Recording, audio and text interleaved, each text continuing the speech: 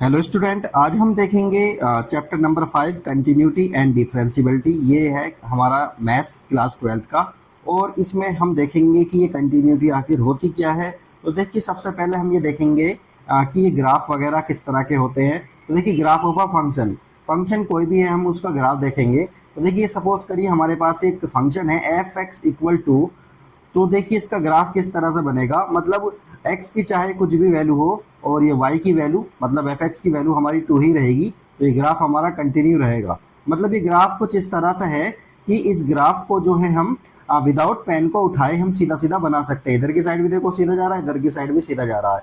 तो ये ग्राफ हमारा क्या होगा, कंटिन्यू ग्राफ हो गया। कंटिन्यू का मतलब है इसमें कोई ब्रेक नहीं हो रहा है, ये लगातार ग्राफ है। इसी तरह से देखिए ये वाला ग्राफ देखिए, एफ एक्स इक्वल है हमारा एक्स स्क्वायर। तो ये ग्राफ देखिए हमारा कुछ इस तरह से बनेगा। ये रहा हमारा ग्राफ, ये वैल्यूज हम पुट करेंगे तो ये बनता चला जाएगा। इस ग्राफ में भी देखिए, अगर मैं यहाँ से शुरू करूँ अपने पेन को, यहाँ से लेके और यहाँ तक लेकर जाऊँ, तो बिना पेन को उठाए हम इस ग्राफ को आसानी के साथ पूरा बना सकते हैं।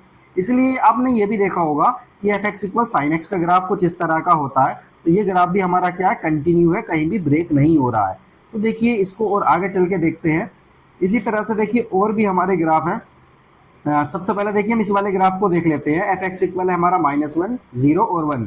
जब x की वैल्यू लेस देन 0 होगी, मतलब नेगेटिव होगी, तो -1 वैल्यू होगी इसकी। x की वैल्यू 0 होगी तो एफ एक्स की वैल्यू भी 0 हो जाएगी। अगर x की वैल्यू हमारी ग्रेटर देन 1 होगी तो ये 1 हो जाएगा। ये ग्रेटर देन 0 होगा तो ये 1 हो जाएगा। तो अब देखिए इसको हम किस तरह से बनाएंगे।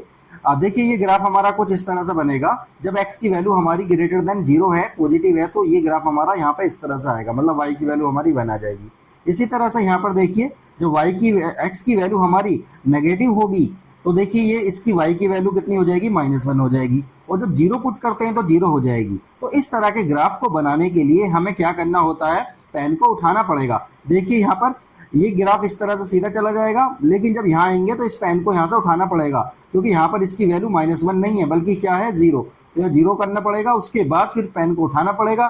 फिर ये अब जब x की वैल्यू हमारी पॉजिटिव आएगी तो ये ग्राफ फिर यहाँ से शुरू होगा और ये इस तरह से चला जाएगा। तो देखिए ये ग्राफ हमारा डिसकंटिन्यू हो गया। कहाँ पर, 0 पर।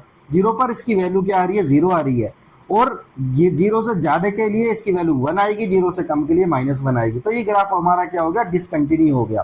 तो देखिए कंटिन्यूटी और डिसकंटिन्यूटी थोड़ी सी हमने ग्राफ के थ्रू समझी है। नेक्स्ट वीडियो में हम ये समझेंगे कि कंटिन्यूटी आखिर होती क्या है और किस तरह से उसको सोल्व किया जाता है, उस तरह के क्वेश्चंस को। तो वीडियो को देखते रहें।